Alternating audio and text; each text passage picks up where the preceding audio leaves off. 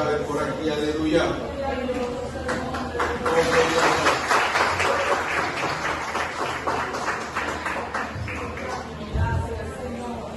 Toda la gloria sea al Señor, aleluya. Toda la gloria al Señor, Él es el único merecedor.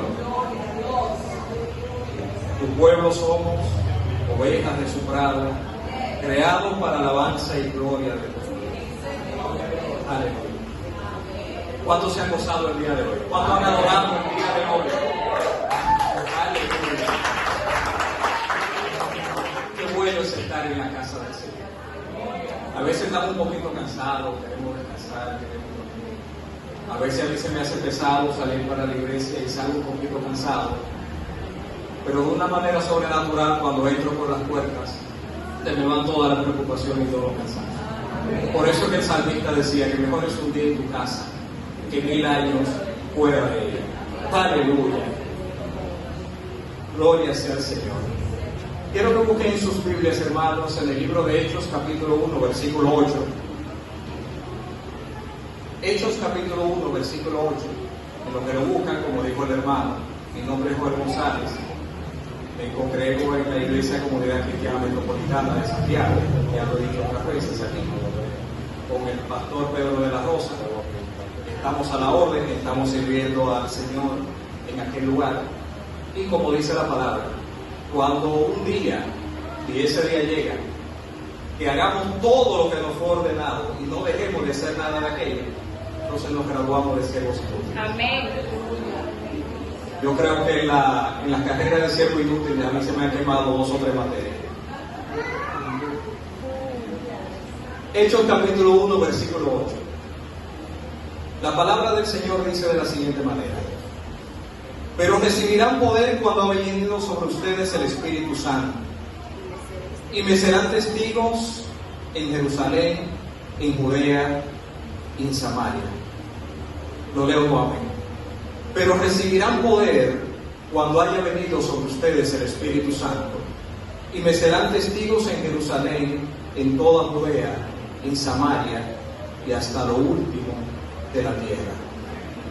El Señor Jesús, antes de ascender a los cielos, inicia una conversación con sus discípulos y les dice: no salgan de aquí hasta que hayan sido revestidos del poder de lo alto. No salgan de aquí hasta que hayan recibido la promesa del Padre.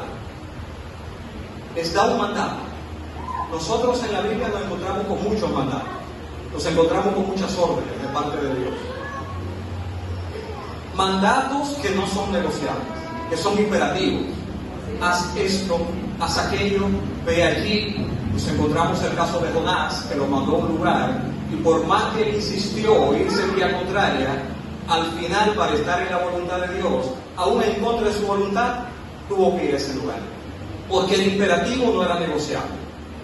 Jesús le está diciendo algo, y hay otro ejemplo que nos encontramos en la Biblia de un mandato. Jesús pone este ejemplo, él hablaba mucho en parábolas, y dice: ¿qué les parece? Un señor le dijo a su hijo: hijo, ve a trabajar hoy a mi viña.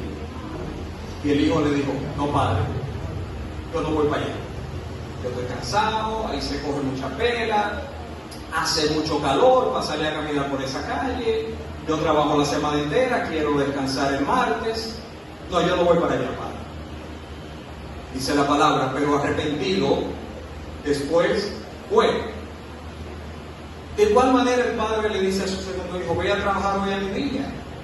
Pero su hijo, como es lo habitual hoy en día, queriendo quedar bien delante con todo el mundo, queriendo quedar bien en redes sociales, queriendo quedar bien con la pastora, queriendo quedar bien con los líderes, con los diáconos, le dice: sí, yo voy, yo soy un hombre de trabajo, yo soy un hombre obediente de la palabra, pero al final no fue. Y Jesús hace la pregunta: ¿cuál de los dos hizo la voluntad del Padre? El que delante de todos dijo: sí, yo lo voy a hacer, y dejó contento a la multitud, pero al final no lo hizo, o el que delante de todos quedó mal y dijo no, pero al final fue. No tenemos respuesta, pero la cuestión es que esto era un mandato de parte del Padre, al igual que Jesús está hablando con sus discípulos y le dice: no salgan de aquí hasta que hayan sido revestidos de poder de lo alto. Pero los discípulos, como casi siempre, que su mente divagaba en muchas cosas y muchas de ellas no eran las del reino, le contestan a Jesús con otra pregunta: ¿restaurarás tú el reino de Israel en este tiempo? Oye, Jesús le está hablando del derramamiento del Espíritu Santo y ellos están pensando en el poder terrenal. Ellos están pensando en la gloria de aquí de la tierra. Imagínese si a usted le ha pasado en alguna ocasión que usted le está diciendo algo importante a una gente y esa persona le salta con otra cosa muy lejos de eso. A mí me ha pasado. Da un poco de impotencia. Viendo a Jesús en ese momento, digo, wow, pero cuánta paciencia tú tienes, no solamente con ella, también conmigo. Que a veces nos manda a hacer cosas y nos vamos por otro lugar. A veces me dice algo y yo entiendo todo lo contrario. ¿Restaurarás tú el reino de Israel en este tiempo? Porque todavía ellos pensaban que Jesucristo había venido a implantar un reino terrenal. 3 años con Jesucristo, murió, se entregó, resucitó y todavía ellos no habían entendido. Como pasa con mucha gente hoy. Y Jesús le dice, le contesta: no les corresponde a ustedes conocer los tiempos o las sazones que el Padre puso en su sola potestad. Y ahí es cuando le dice este texto que leí. Por si no entendieron, se lo voy a decir más detallado. Van a recibir poder cuando venga sobre ustedes el Espíritu Santo y me serán testigos. Van a recibir poder y me serán testigos. Recibirán poder y serán testigos.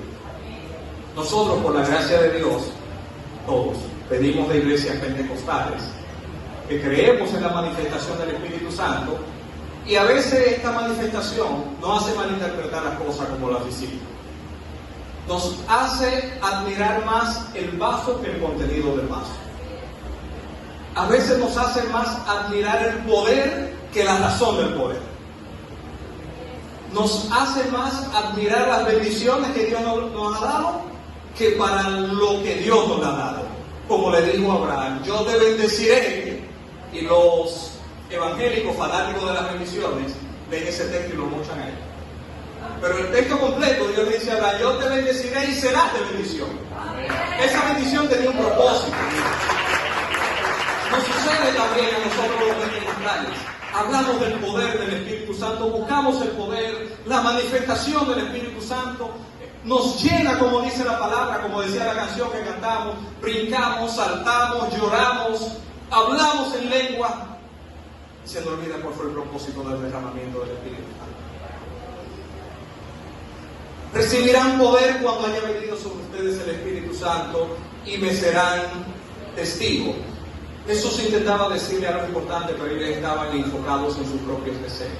Deseo de poder, deseo de dominio, deseo de gloria. Esta conversación, el escritor solamente resalta esta parte, porque era lo que le quería transmitir a quien le escribió, a Teófilo. Pero Pentecostés era una fiesta que celebraban luego de la Pascua. En la Pascua celebraban el cordero que ellos habían sacrificado, que habían degollado. Con su sangre pintaron los dinteles de la puerta. Y ese cordero que fue sacrificado los libró de la muerte, del ángel de la muerte, de la última plaga en Egipto. Celebraban la Pascua en honor a esto. Y días después celebraban la fiesta del Pentecostés. Y Jesucristo le quería dar un nuevo entendimiento de esta celebración, de esta fiesta. Pero nos dice la palabra que para esta fiesta venían personas de todos los pueblos. Era una fiesta famosa, hermano. Imagínense gente de todas las naciones en aquel lugar para aquella fiesta. Como se puede dar hoy en día. Muchos van a ver qué pasa. Otros van a ver por qué se reúne allí tanta gente. No hay una cosa que llame más al ser humano que donde hay mucha gente. Donde hay mucha gente. Incluso si venimos a la iglesia y vinieron pocos hermanos, el culto no fue bueno, había poca gente. Porque tiene que haber mucha gente. Cuando estábamos en el mundo, yo lo recuerdo, porque mi pastor cree que yo nunca fui mundano, yo fui mundano. Cuando estábamos en el mundo, si íbamos a una fiesta y había poca gente, esa fiesta no se fue. Sí, me iba conmigo. Porque nos gusta ver mucha gente. Y se reúne gente por distintos motivos. A ver qué pasa, a ver cómo la celebran, a ver por qué allí hay tanta gente. Pero ese día sucedió algo especial. El libro de Hechos, en el capítulo 2, nos dice la palabra que ese día se cumplió esa promesa de Jesucristo y ellos fueron revestidos de poder. Cuando llegó el día de Pentecostés, estaban todos unánimes. Y voy a hacer un paréntesis. Estaban todos unánimes. Todavía no había sido derramado el Espíritu Santo, pero ya la Biblia nos da algunos indicadores sobre la iglesia en la que fue derramada el Espíritu Santo. Estaban todos unánimes. ¿Qué es unánimes? Juntos, en armonía, en un mismo pensamiento, en un mismo sentir, porque Dios no trabaja en divisiones. Dios no trabaja en disensiones. Estaban todos unánimes. Una de las oraciones de Jesucristo fue: Padre, yo te ruego que como tú y yo somos uno, ellos sean uno. Porque cuando yo soy uno con el otro, yo me estoy negando a mí mismo. Dejará el hombre a su padre y a su madre y se unirá a la mujer y serán una misma carne. Y dice la palabra también más adelante: y ya el deseo de la mujer no es para ella sino para su marido, y el deseo del marido no es para él sino para su mujer. Porque en la unidad yo me niego a mí mismo. Jesucristo mismo en Getsemaní había dicho: Padre, si es posible, pasa de mí esta copa, pero que no se haga mi voluntad sino la tuya. Yo me niego a mí mismo por mantener la unidad contigo. Iglesia, la única manera de permanecer unánimes es que cada uno nos neguemos a nosotros mismos y pongamos los ojos en Jesús, autor y consumador de la fe, y en las cosas celestiales, y verán cómo caminamos todos por un mismo camino. Aleluya. Porque Dios nos dice en su palabra que Él no trabaja en disensiones. Era un paréntesis. Cuando llegó el día de Pentecostés, estaban todos unánimes, juntos. De repente vino del cielo un estruendo como de viento recio que soplaba, el cual llenó toda la casa donde estaban sentados. Se les aparecieron lenguas repartidas como de fuego, asentándose sobre cada uno de ellos. Y fueron todos llenos del Espíritu Santo y comenzaron a hablar en otras lenguas, según el Espíritu les daba que hablasen. Estaban todos unánimes y de repente vino un viento recio. Fueron todos llenos del Espíritu Santo y se les aparecieron lenguas repartidas. Yo no sé de los que están aquí quienes han sido bautizados por el Espíritu Santo. Hay un hermano en nuestra iglesia, ya por su edad creo que me está yendo a la iglesia. Él siempre decía, cuando hacíamos ciertas cosas, estábamos en un retiro en la presencia de Dios, salíamos a evangelizar. Él decía: pastor, yo nada más me quiero salvar, yo no quiero hacer tantas cosas. Él se conformaba nada más con salvarse, con irse para el cielo. Lo bueno de Dios es que Él siempre tiene nuevas cosas para nosotros.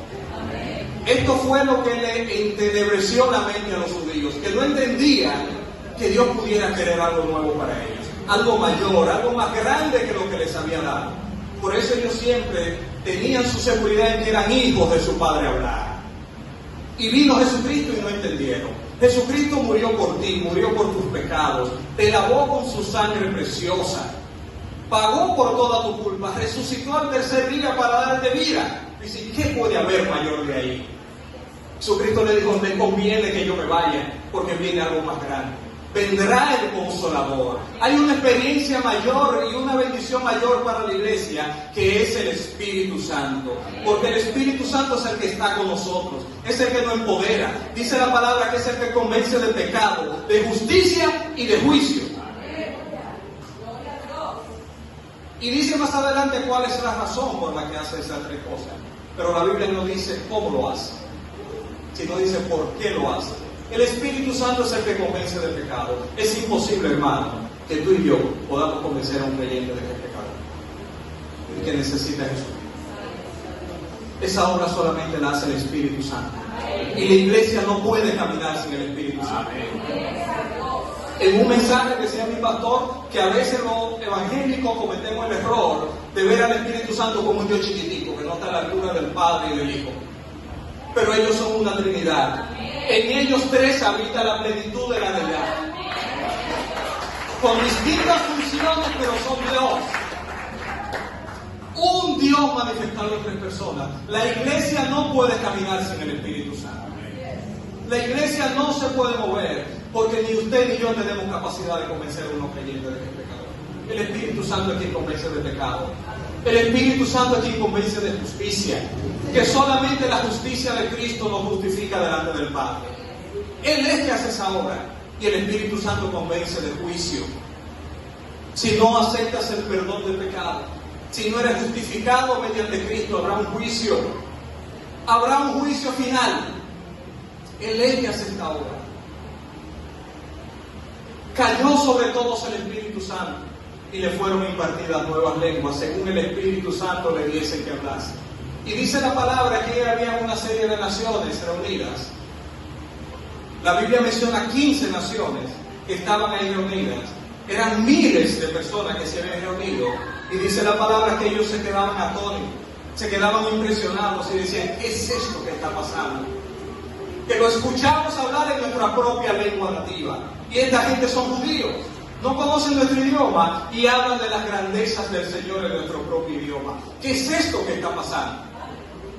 Porque había descendido el poder que había sido prometido. Jesús dijo, cuando venga sobre ustedes el Espíritu Santo, recibirán poder y me serán testigos.